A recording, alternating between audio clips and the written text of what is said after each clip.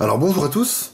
Donc comme vous le savez, si vous suivez un petit peu l'actualité et mes dernières vidéos, j'ai battu il y a quelques jours mon record de moyenne officiel au Rubik's Cube, donc à une compétition en Allemagne, le Rhein-Neckar Automne 2023. Et donc je vais vous montrer les résolutions et essayer de les détailler, de vous expliquer exactement ce que j'ai fait. Donc la première résolution de ce nouveau record de moyenne, record qui est à donc 7,64 de moyenne, alors que mon précédent record était à 8,00. La première résolution, c'est celle-ci. Ouais. Yep. Bonne chance.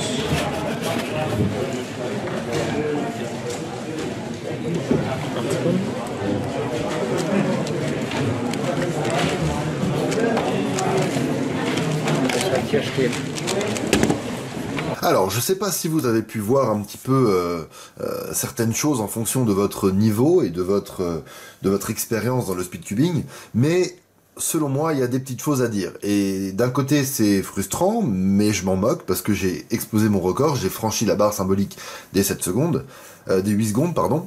Et d'un autre côté, du coup, et c'est ça que je vais surtout mémoriser, c'est ça que je vais retenir plutôt, c'est encourageant, parce que ça veut dire que c'est améliorable, ça veut dire que j'ai encore mieux dans les doigts, on va dire, c'est-à-dire que je suis capable de faire encore mieux que ça.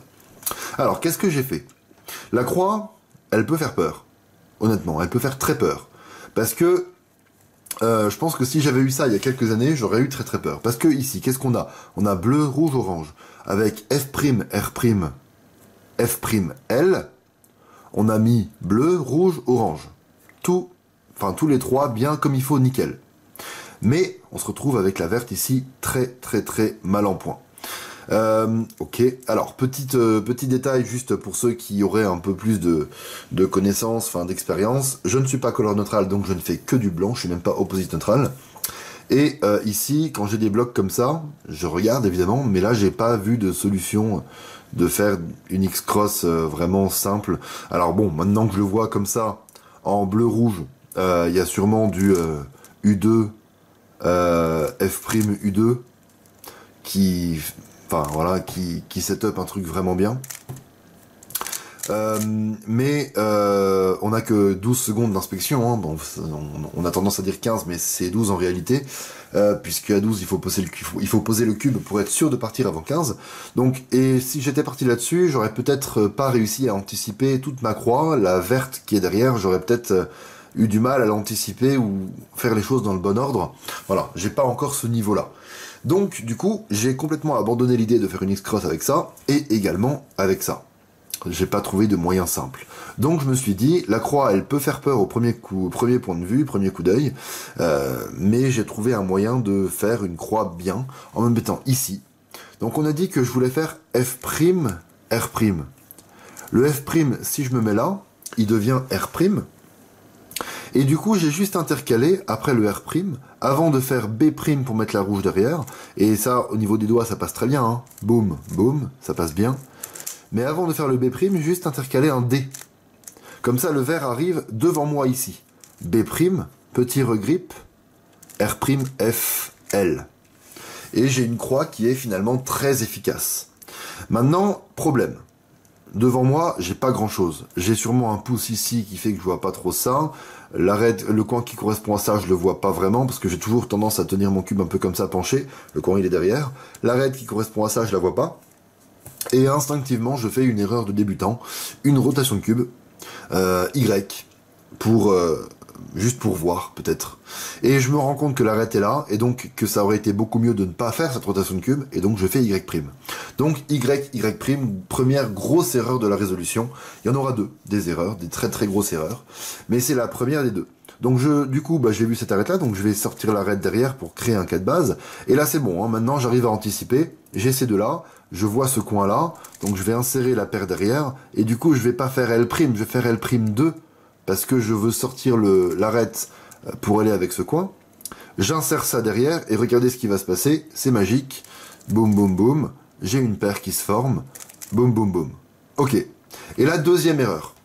Instinctivement, bon, j'ai aperçu mon coin qui est là, hein, c'est le genre de choses que je vois une fois et qui reste un peu gravé dans ma tête pour le reste de la résolution. Deuxième erreur, je fais un U. Je sais pas pourquoi, honnêtement, je sais pas pourquoi. Parce que je sais que l'arrêt est là, je l'ai vu partir ici. Et quand j'ai ça de cet angle-là, alors évidemment, on pourrait faire une rotation de cube pour faire un belge, voilà, la formule du T comme on apprend en méthode pour débutants, mais on peut évidemment le faire sans rotation de cube, on peut sortir le coin comme ça, et résoudre ça, ça demande pas de rotation, sauf que je vais me retrouver avec un OLL point. Donc du coup, quand je suis comme ça, j'ai envie de mettre l'arête derrière, or elle était déjà derrière. Donc j'ai fait un U pour rien, parce que j'ai fait de nouveau un U' pour la mettre derrière. Pourquoi j'ai envie de la mettre derrière? Parce que vous devez le savoir, c'est vraiment un truc qui est hyper important à savoir. Avec un sledge, R'F, R, F', on se retrouve avec un cas comme ça de F de L, une paire de F de L, qu'on peut insérer. Et on a orienté des arêtes, donc on n'a pas un OLL point. Ok, donc je me retrouve avec cette OLL là, ok, je peux parfois avoir un petit peu de lock-up, mais là je l'ai super bien passé. J'arrive ici, on est à 4 secondes 43, j'ai fait mes F2L en 4 secondes 43 tout pile, hein. C'est vraiment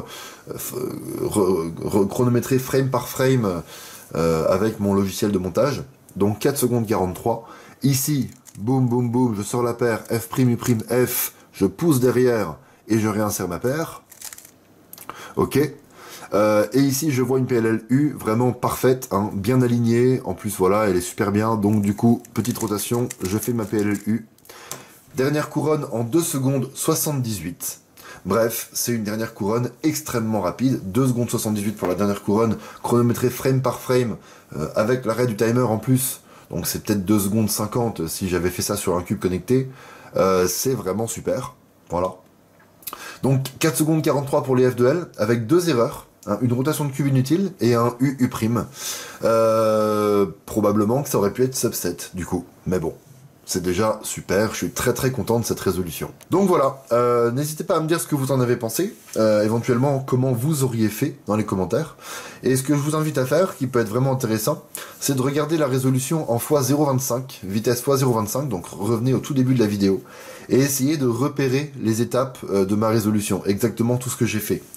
Entraînez-vous 2-3 fois, faites la résolution que j'ai réalisée, et ensuite, effectivement, vous devriez être capable de la comprendre en regardant, du coup, la vidéo. Donc, revenez au début de cette vidéo. Voilà, pour cette première résolution. Vous voyez ici affiché un petit résumé que je vais faire pour chacune de mes résolutions. Avec donc 48 mouvements. Alors, U', je le considère pas comme un mouvement, hein, je le considère comme rien. Juste un truc qui va me faire forcément perdre du TPS, puisque c'est du temps passé à ne rien faire. Et donc 6,7 TPS, ce qui montre que c'est clairement améliorable pour moi. Donc voilà, pour cette première résolution, très content de mon 721 quand même, évidemment. Surtout que c'est le premier des 5 temps qui vont enfin me faire franchir cette barrière symbolique des 8 secondes de moyenne. Salut!